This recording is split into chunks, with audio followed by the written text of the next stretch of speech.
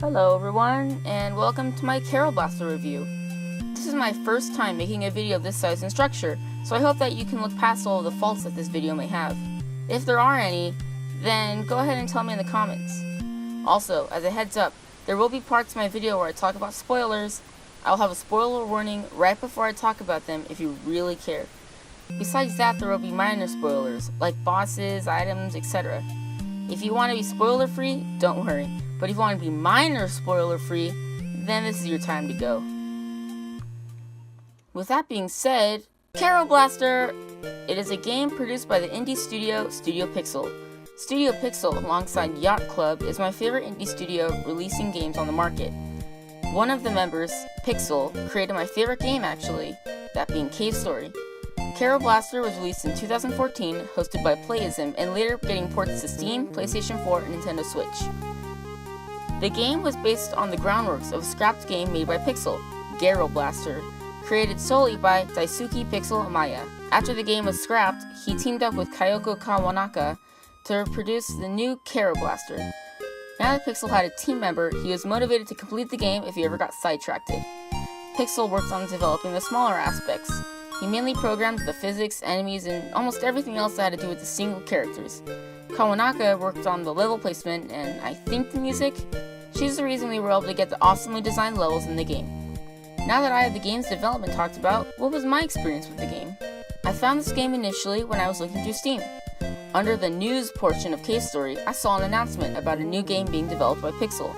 Excited, I bought the phone version. Yeah, I thought that having this version would be optimal because I could play it on the go. Not that the phone version is bad, but it is inferior. I played and beat the first campaign on there. There's only one campaign at the time of me purchasing it. Then I switched to the PC version. I bought this game off of Playism, which had some drawbacks in the grand scheme of things, which I'll talk about later. But boy did I have fun with this game.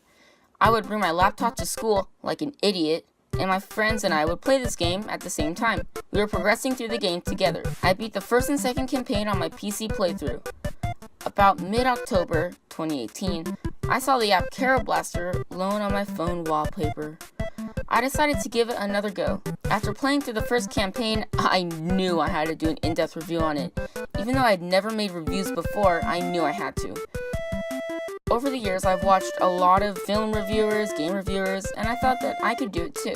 Seriously, watching reviews is like a hobby for me. Long video essays is like the best. I beat the whole game on the PC version for review purposes and just for fun. I recorded my entire playthrough, which is what you'll be seeing in the background for most of this video, for this video. Yep, all the videos authentic and taken by me. That leads us to this video. I'll be asking two questions. How does the game perform nowadays, and how is my personal experience with this game as a whole? I plan to answer these questions in this video. I'll also talk about the two demos that came before and after the release of Kero Blaster, those being Pink Hour and Pink Heaven. I hope you enjoy.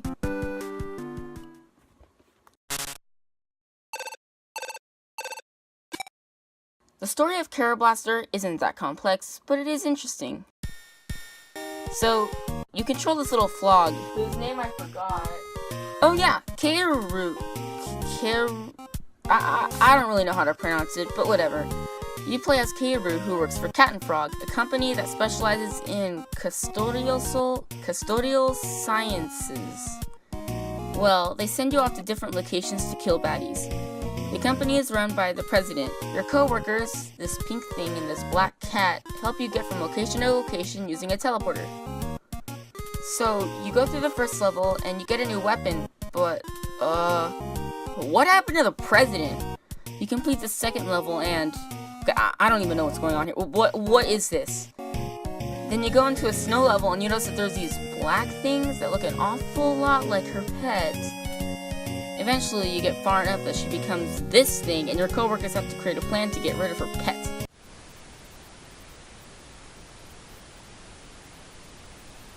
So basically, her pet was actually the boss of all the evil going around town. The black stuff spreads into the main city, affecting everything. Kero, stuck at a train station, knows what he has to do. He has to try to get back to Cat and Frog to stop this big baddie. He gets to the end goal and sees his boss? Well, he kills her and then has to confront the real threat, the pet mattress. He does that, and all the evil is taken away somehow, and everyone is happy. Except for Kero, because he's in crutches now. And they all lived happily ever after. Spoilers end.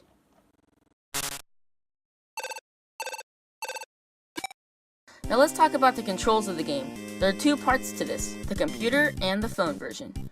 Sadly, I've never played the console ports, but I will say that I bet this game would feel great with a controller. So with the computer version, I decided to swap my keys around, as I prefer WASD instead of the arrow keys. If you're wondering, here's my setup.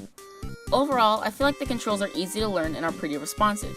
You see, you can move forward, backwards, look up, and jump. That's it. Strangely, there's no duck or look down, but whatever. All these actions change the camera movement a little jerky. But you can also shoot. The cool thing about shooting is not only can you shoot in 3 different directions, but it locks the camera movement. This also means that you can't change the shooting direction unless you let go of the shoot button and then press the shoot button again.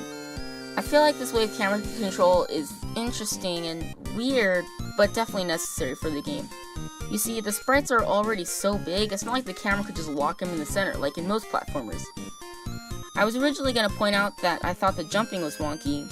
What I meant was that sometimes it was hard to predict where you were going to land when jumping across big gaps and onto small ledges. After beating the game in full, however, I realized that it's not a problem. Simply put, you just get used to how it feels. The phone version is much better, I'm afraid. It has the same basic concepts, except to shoot, you move this little lever thing in the direction you need to shoot. This basically means it is harder to stop shooting than it is to shoot. Switching weapons is also a bit off-putting. You have to tap a section of the screen to change what weapon you need. This completely pauses the game though, which can make a fast-paced battle screech to a halt in order to switch weapons. But it's actually not that bad. Once you get used to it, it doesn't warrant any complaining about. Overall, the controls are solid. Now here's the kicker, at least for me. I bought the game off the website Playism. Now if you don't know how Playism works, it's like you buy the game for a download button. It's actually not that bad. Compared to Steam, however, Steam gives you all these options for controls and everything. If I had bought it on Steam, then I could play with my Pro controller, which I bet would feel really nice with all the weapon swapping and all that. And also, the game wasn't on Steam yet when I bought it. Huh. Well, I'm not buying the game again. Just if you're interested, buy the Steam version so that you can use a controller. And if you don't care about controller controls, then just use keyboard controls. It's not like that's going away soon.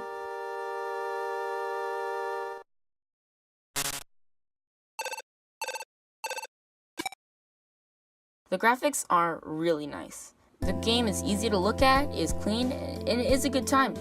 Kero stands out of the environment like a champ. I will say though, it is kind of strange why everything is solid. Like, if you can tell, every character is basically only one color with some exceptions. It's like the graphic designer used the paint bucket tool in MS Paint and went overboard with it. If you look at K's story and this, back to back, you see an obvious difference. K's story is much more detailed, and I like that more to be honest. And that game was made over a decade before Kero Blaster was. While I wish the sprites looked more detailed, I will give the artist credit for making a nice, simple, cute, and lovable cast of characters and environments for the game. The themes are a different story though.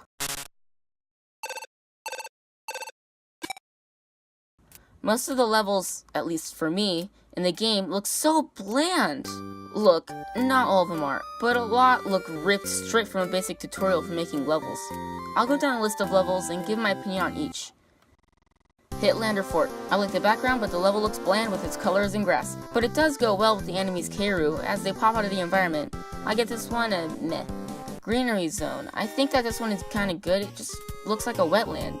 But I guess that's what it's going for. The enemies fit into this level though. Like the bugs and groundhogs. I don't really know what to call these. They just fit well with the environment. Ox Hotel. Okay, this stage is great. It's a hotel under construction. It makes use of the boxy rooms during the beginnings to fit enemies like mini bosses. One room even has a safe, just like hotels do. And then once you go underground, there's water and construction workers on the site.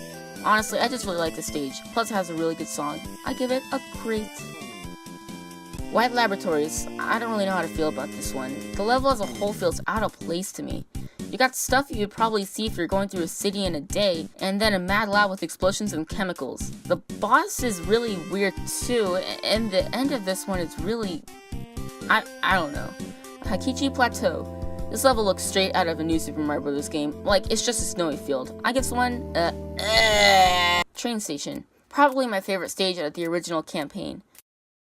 It has you start out in a sewer with broken chains scattered around the depths below. Later you arrive to the station. It's calm and relaxed because it's nighttime. The level design is easy to fly through, but it has its challenges too. I give it a great.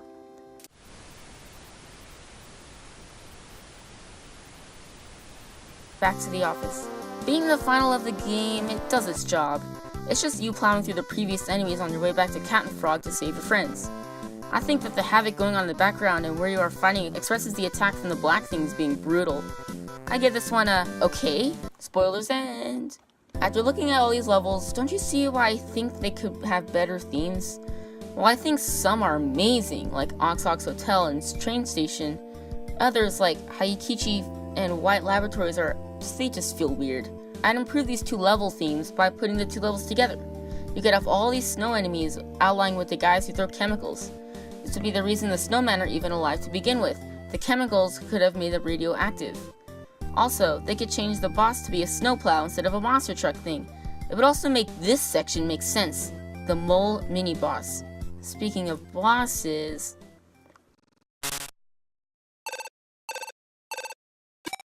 Overall, the bosses are fun and simple. This goes for mini bosses as well. Actually, now that I'm thinking about it, a couple of bosses are difficult to beat, or at least difficult to understand how to beat. For example, the level 2 boss, at first, looks like there's no way to win without getting hit. After looking back though, you're supposed to lure the boss onto one side of the log and then start running backwards, adding up damage towards him fast. You'd kill him before getting to the part with the unavoidable hit. The level 3 boss is hard in your first try, but after that it's not too hard. The level 4 boss is understandable, but bland and confusing? Like, why is it? I already talked about this, whatever. I don't know, maybe I'm just not understanding some things here. The first, 5th, and 6th level bosses are pretty good though.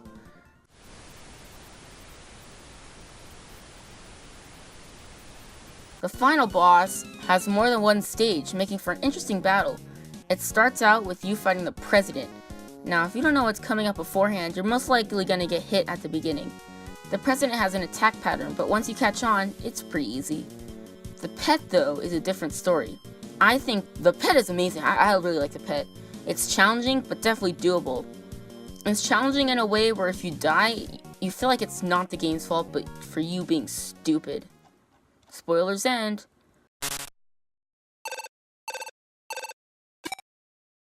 Overall, I think the music in this game is great. If I were to make any changes though, it'd be to spice up the instruments. Some of the level themes sound exactly the same. Like, I could take the song from Ox Hotel and use it for Greenery Zone. And I know this game has just chiptunes, and I get that. But look at a game like Shovel Knight. The whole soundtrack has chiptunes, and yet the music all sounds separate. Of course, this is a level theme for the snow level. Overall, though, the music in this game has great compositions, are just great to listen to. Some of my favorite tracks include The Credits of Kero, Shopping Cart, Freeze Draft, Prothalium, Relaxation, Timetable, Kaisha Man, Change Spec, Train Station, Checking Out.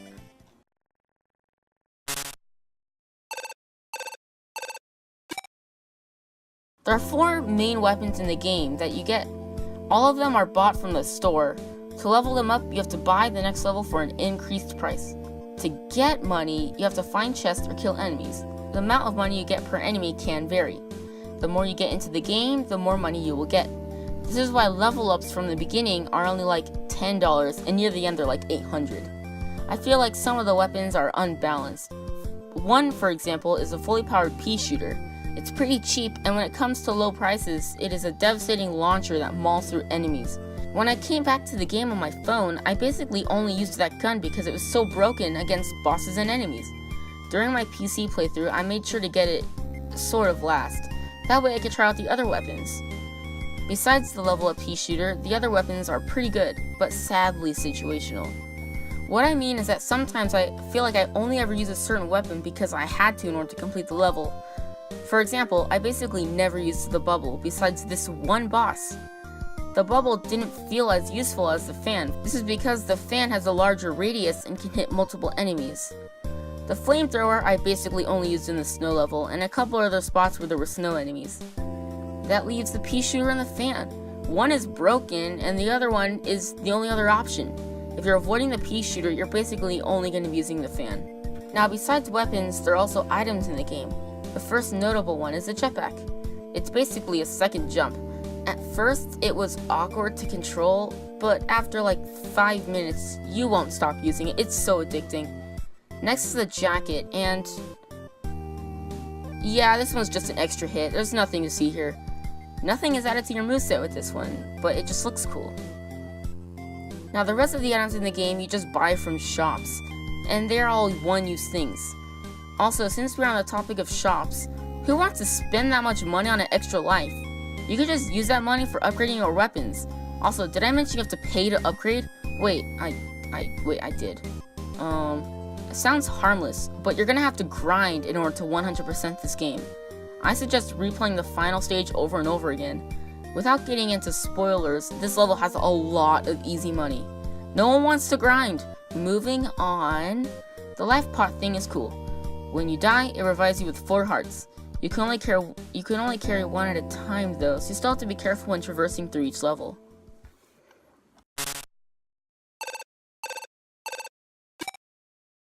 When the game was first released, it only had one campaign. It only had 7 levels, but each were jam-packed to make fun experiences. Gotta be honest though, when this game was released, it was not worth $10. In my opinion, it was worth about $8 maximum.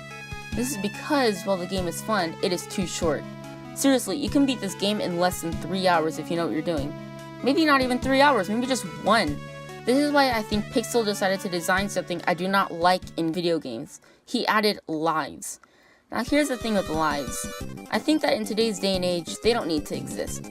Games like Shovel Knight and Super Mario Odyssey show that you can have a challenging experience without having lives. What I think Pixel should have done was make the level longer but add checkpoints, so that when you die, you don't have to restart the entire level. If you get a game over, you're sent to the beginning of the stage. This can be very frustrating, especially on the harder levels. Now, the game sort of has checkpoints. After every couple rooms, the game saves, but this is not really saving. This means that if you turn the game off and then back on, it loads you back to the last room you were in. But this doesn't work for the game overs, so, I think that overall, this game deserves a 6 out of 10. While it is very fun and has awesome levels, the game is too short. Honestly, the game feels more like a game you would give someone who had never played a platformer before. It feels like an introduction. People question if this is Cave Story 2, and I'll gladly answer. This game is not Cave Story 2. Cave Story is much more explorative, has more drawn out levels, and it's more story based. It's like an RPG mixed with a platform shooter. Kero Blaster is more of a fun experience to sit down and play if you're bored.